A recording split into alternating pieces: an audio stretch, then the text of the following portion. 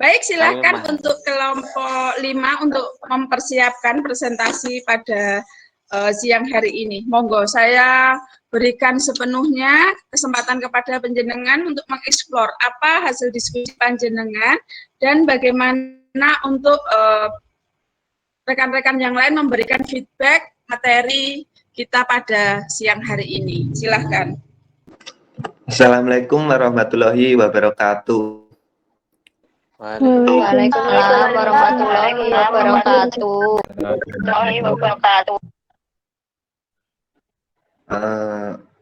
Untuk hari ini dari kelompok 5 ingin memaparkan materi tentang memahami pendekatan dan pemberian terhadap studi kasus dengan anggota kelompok kami, yaitu slide selanjutnya, Mbak. Nah, yang pertama Intan Tiberau, dan yang kedua Rahmati Aliasania, ketiga Ayutri Widyaningrum, keempat Cahyaning, kelima Nadila Anita Sari, dan yang selanjutnya saya sendiri Miftahul Anwaril, dan selanjutnya Rizaldi Afrisando. Slide selanjutnya.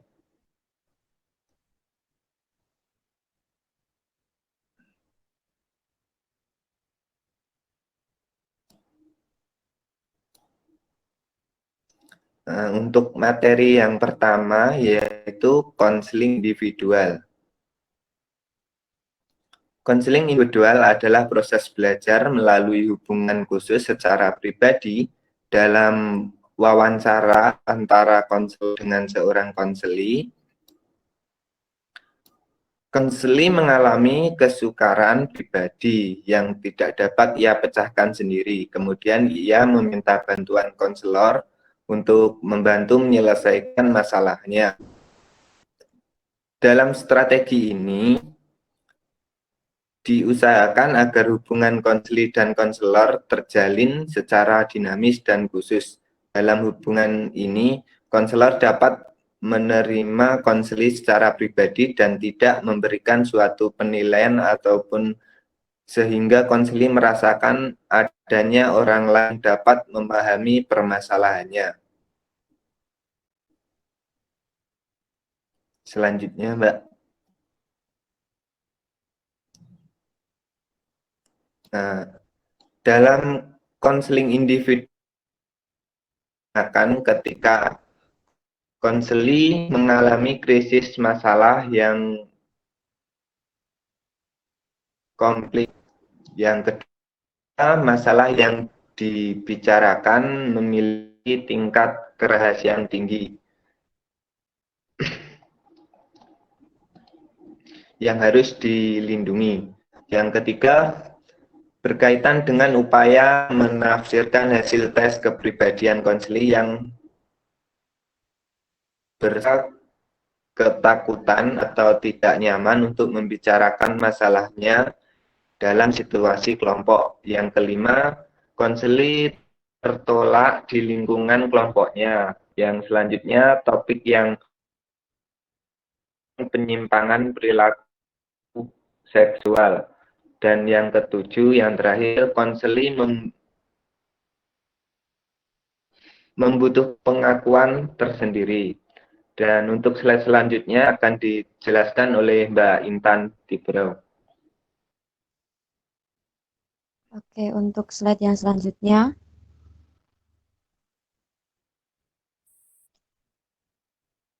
Secara umum, proses konseling individu itu terbagi atas 3 tahap, yaitu tahap awal konseling.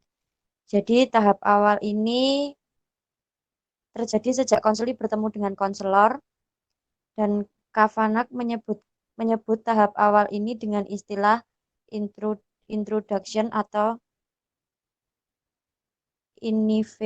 innovation dan environmental support. Kemudian yang kedua, tahap pertengahan, berdasarkan masalah konseli yang telah diketahui pada tahap awal, kegiatan selanjutnya adalah memfokuskan pada penjelajahan masalah yang dialami konseli. Kemudian yang kedua, ada bantuan apa yang akan diberikan berdasarkan penilaian kembali apa-apa yang dijelajahi tentang masalah konseling.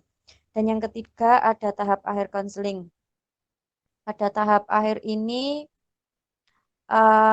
disebut dengan istilah termination. Pada tahap ini konseling ditandai oleh beberapa hal. Yang pertama, menurunnya kecemasan konseli. Yang kedua, adanya perubahan perilaku ke arah yang lebih positif, sehat, dan dinamik. Yang ketiga, adanya tujuan hidup yang jelas di masa yang akan datang dengan program yang jelas pula. Dan yang terakhir, terjadinya perubahan sikap yang positif terhadap masalah yang dialaminya, dapat mengkoreksi diri dan meniadakan sikap yang suka menyalahkan diri, yang suka menyalahkan dunia luar. Selanjutnya, konsultasi.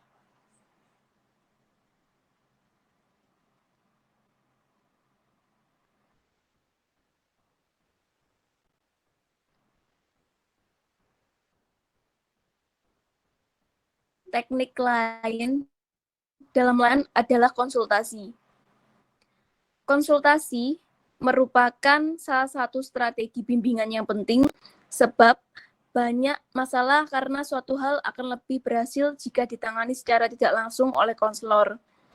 Brown dan teman-temannya telah menegaskan bahwa konsultasi itu bukan konseling atau psikoterapi sebab konsultasi tidak merupakan layanan yang langsung diberikan kepada siswa, tetapi secara tidak langsung melayani konseling melalui bantuan yang diberikan orang lain.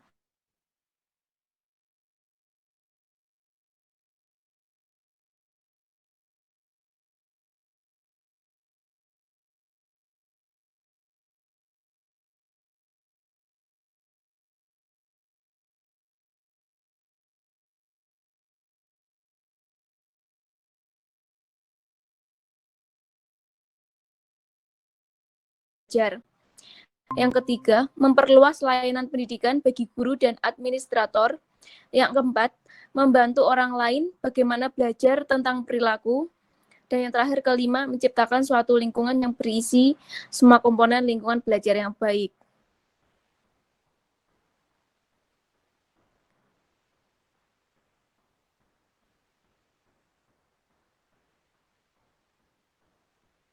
Baik, selanjutnya C, bimbingan kelompok.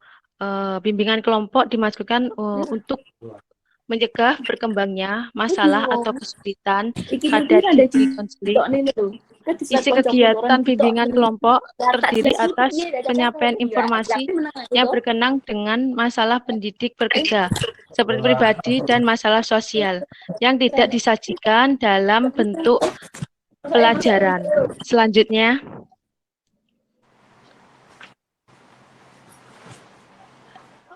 langkah-langkah bimbingan kelompok. Yang pertama, langkah awal. Langkah awal dimaksudkan langkah awal diselenggarakan dalam rangka pembentukan kelompok sampai mengumpulkan para peserta yang siap melaksanakan kegiatan kelompok. Langkah ini menjelaskan tentang adanya layanan bimbingan kelompok bagi para siswa, mulai dari pengertian, tujuan, dan kegunaan bimbingan kelompok. Yang kedua, perencanaan kegiatan. Maksudnya, perencanaan kegiatan bimbingan kelompok meliputi materi, tujuan yang ingin dicapai, sarana kegiatan, dan bahan atau sumber bahan untuk bimbingan kelompok, yakni rencana penilaian, waktu, dan tempat. Yang ketiga, pelaksanaan kegiatan. Kegiatan ini direncanakan melalui kegiatan bimbingan kelompok. Yang pertama untuk persiapan menyeluruh yang meliputi persiapan fisik, tempat, dan kelengkapan. Seperti pelaksanaan seluruh kegiatan dan penutupan. Yang terakhir, evaluasi kegiatan. Yang dimaksud penilaian kepada bimbingan kelompok berorientasi pada perkembangan, yakni mengenai kemajuan atau perkembangan positif yang terjadi pada diri peserta. Selanjutnya,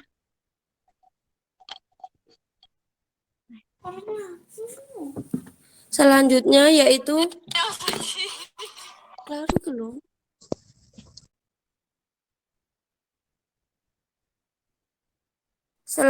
yaitu konseling kelompok.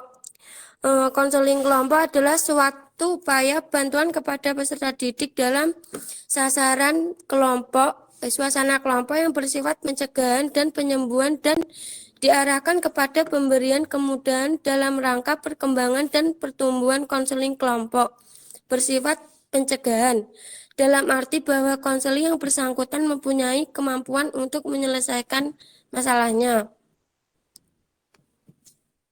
Selanjutnya yaitu prosedur konseling kelompok sama dengan bimbingan kelompok, yaitu yang pertama tahap pembukaan, yang kedua tahap peralihan, yang ketiga tahap kegiatan, yang keempat tahap pengakhiran. Yang selanjutnya yaitu pengajaran individual. Pengajaran remedial dapat didefinisikan sebagai upaya guru untuk menciptakan suatu situasi yang memungkinkan individu atau kelompok individu tertentu lebih mampu mengembangkan dirinya seoptimal mungkin sehingga dapat memenuhi kriteria keberhasilan minimal yang diharapkan. Pengajaran remedial merupakan salah satu tahap kegiatan utama dalam seluruh kerangka pola layanan bimbingan belajar.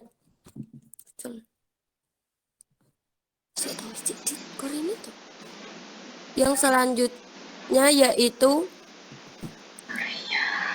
secara sistematik prosedur remedial disebut dapat digambarkan sebagai berikut. Yang pertama yaitu diagnosis kesulitan belajar mengajar.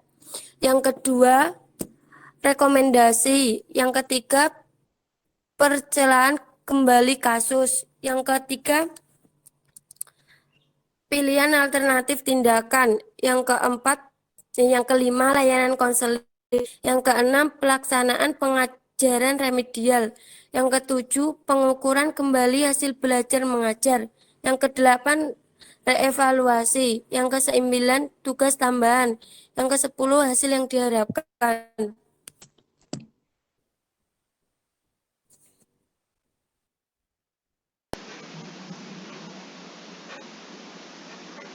Baik, jadi kesimpulan dari presentasi kali ini yaitu studi kasus menjadi berguna apabila seseorang atau peneliti atau konselor ingin memahami suatu permasalahan atau situasi tertentu dengan amat mendalam dan di mana orang dapat mengidentifikasi kasus yang kaya dengan informasi, kaya dalam pengertian bahwa suatu persoalan besar dapat dipelajari dari beberapa contoh fenomena dari biasanya dalam bentuk pertanyaan.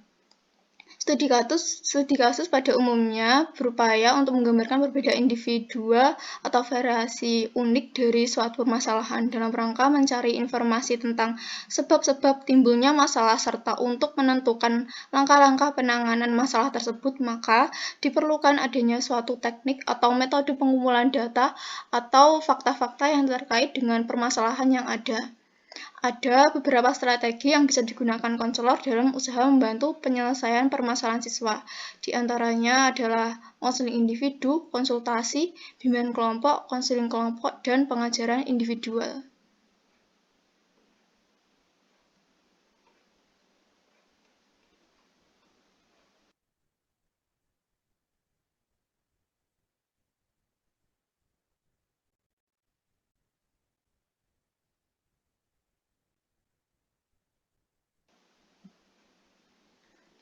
Baiklah, sekian presentasi dari kami.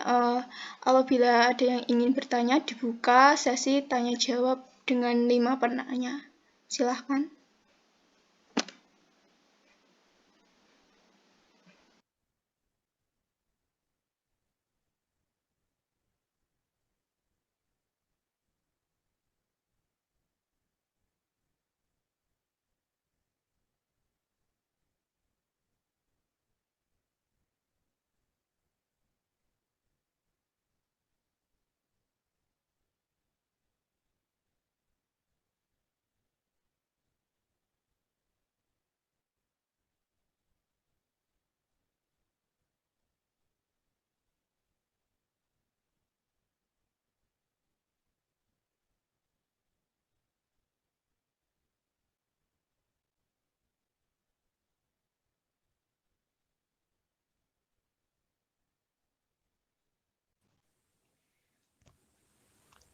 Baik, Mbak Nadila, saya mau bertanya. Sebelumnya, perkenalkan nama saya Lailatul Bariyah, NIM 18. Yang akan saya tanyakan yaitu apa saja yang menjadi dasar konseli mengalami krisis masalah yang complicated. Terima kasih.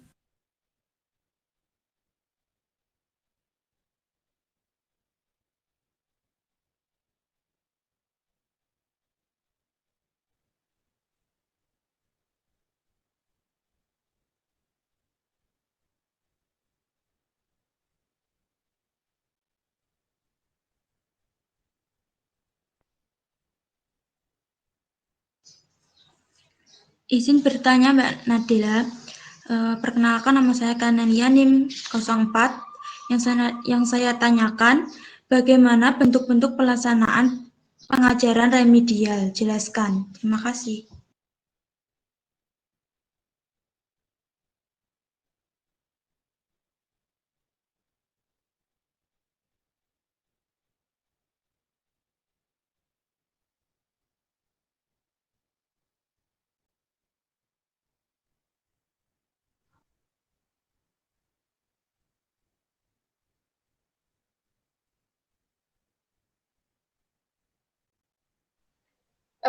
Izin mau bertanya, saya Meida NIM 025.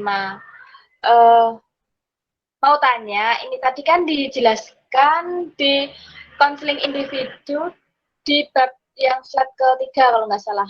Nah, tadi kan dijelaskan bahwasanya konseling merasakan ketakutan atau tidak nyaman untuk membicarakan masalahnya dalam situasi kelompok. Nah, yang saya tanyakan, bagaimana langkah atau bagaimana cara dalam memberikan pendekatan di dalam studi kasus seperti itu. Terima kasih.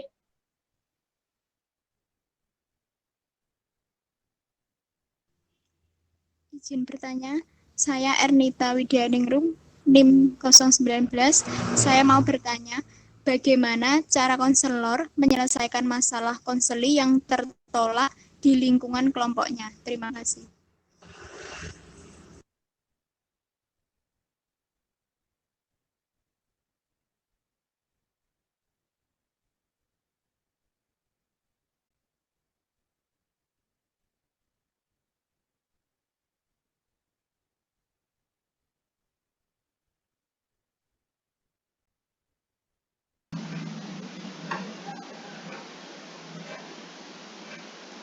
Baik, silahkan satu penanya lagi. Siapa yang ingin bertanya, silahkan.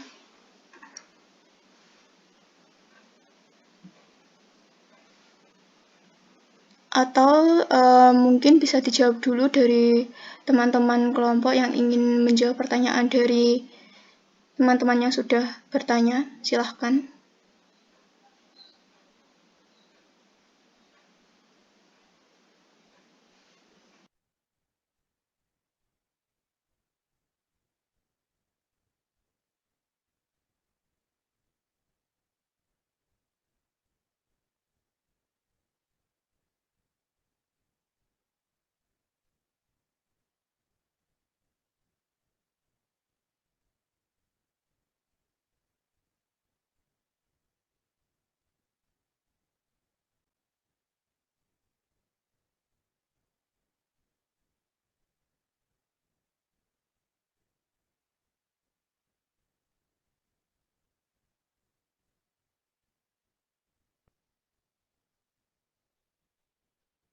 Saya akan menjawab pertanyaan dari Mbak Rista tentang pelaksanaan pembelajaran remedial. Jadi yang pertama itu pemberian pembelajaran ulang dengan metode dan media yang berbeda. Kemudian yang kedua pemberian bimbingan secara khusus, misalnya bimbingan perorangan atau biasa kita sebut konseling individu. Kemudian yang ketiga pemberian tugas-tugas latihan secara khusus, dan yang terakhir pemanfaatan tutor sebaya. Bagaimana Mbak Rista? Baik Mbak, terima kasih.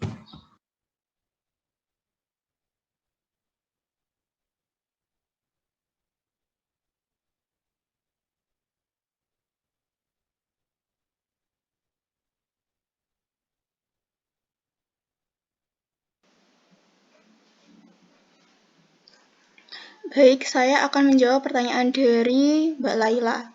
Apa saja yang menjadi dasar konseling mengalami krisis masalah yang complicated? Jadi, setiap individu atau setiap konseling mempunyai masalah yang berbeda-beda tentunya.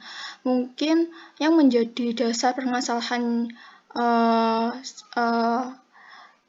konseli atau individu mungkin adanya beberapa aspek psikologis atau yang menjadi beban dari permasalahan konseli tersebut yang menyebabkan konseli tersebut mengalami stres atau tertekan.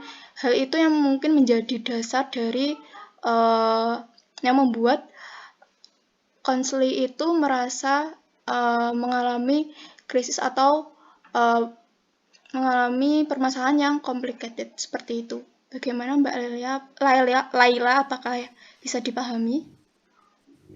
Baik, Mbak Nadila, saya memahami. Saya akan menjawab pertanyaan dari Mbak Ernita. Bagaimana cara konselor menyelesaikan masalah konseli yang tertolak di lingkungan kelompoknya? Jadi yang pertama harus dilakukan adalah mengamati penyebabnya. Jadi apa yang membuat konselor itu ditolak oleh lingkungan kelompoknya? Mungkin bisa jadi permasalahan itu dimulai dari seorang konselingnya. Entah itu konselingnya memang berperilaku kurang baik atau bagaimana. Kalau bukan itu berarti dari kelompoknya. Jadi mungkin saja kelompoknya itu terlalu memilih-milih teman atau bagaimana. Jadi cara menanggulangi permasalahannya itu dilihat dulu seperti apa permasalahan, timbulnya permasalahan itu dari siapa, kelompoknya atau seorang konselingnya. Nah, kalau sudah tahu, baru kita melaksanakan tahap konseling. Jadi tahu dulu masalahnya seperti apa, baru kita bisa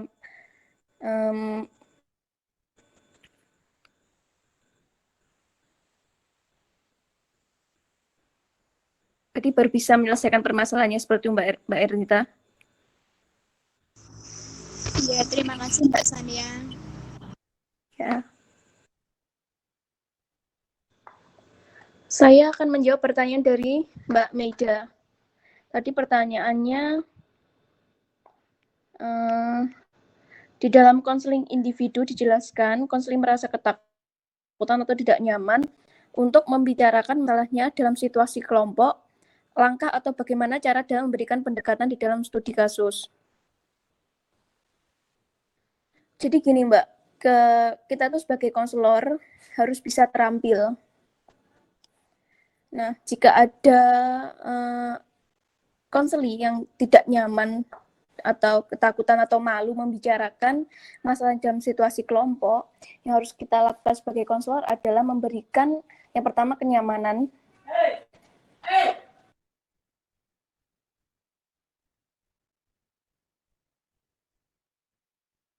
Jadi yang pertama itu memberikan kenyamanan kepada seorang konseli. Yang kedua yaitu memberi percaya diri. Jadi di dalam konseling kelompok itu kan juga ada asas-asas. Yaitu kita harus bisa memberikan kepercayaan kepada seorang konseli bahwa memang jadi setiap individu di dalam kelompok itu memiliki masalah tersendiri. Jadi memiliki masalah sendiri-sendiri. Jadi kita harus bisa memberikan kepercayaan bahwa itu akan dirahasiakan gitu, karena kan kebanyakan biasanya di dalam konseling kelompok itu malu karena mungkin nanti takut permasalahannya itu nanti menyebar kemana-mana. Nah, maka dari itu kita sebagai konselor itu harus memberikan keyakinan, kepercayaan bahwa ini tuh bersifat rahasia, sukarela seperti asas-asas dalam proses konseling seperti itu, Mbak Meida. Bagaimana? Berarti di dalam untuk meyakinkan konseling itu, jadi kita itu sebagai konselor kayak seperti kita melakukan proses konseling, kita menjelaskan asas-asas, terus langkah-langkah dan tujuan seperti itu ya Mbak ya? Lebih ke arah situ. Iya, betul sekali Mbak. Karena kan memang kayak kebanyakan konseling itu kan malu, jadi kan takut nanti disebarkan ke sini ke sana. Jadi ya kita harus menguatkan di dalam asasnya itu. Jadi kita harus benar-benar menjelaskan, memberikan keyakinan, kepercayaan kepada konseli tentang bagaimana sebenarnya asas konseling itu. Seperti itu.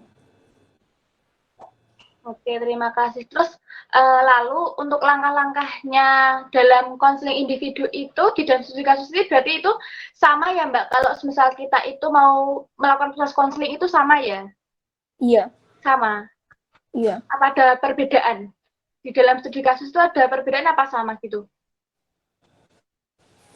Tidak, karena kan studi kasus juga di dalam bimbingan konseling gitu loh. Jadi sebenarnya tahap-tahapannya sama.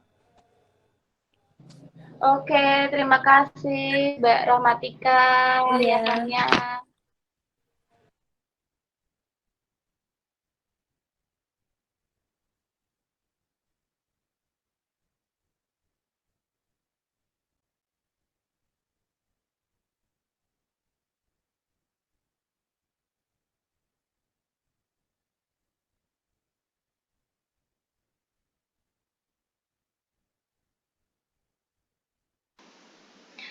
Baik, dari teman-teman, apakah ada yang ingin bertanya lagi?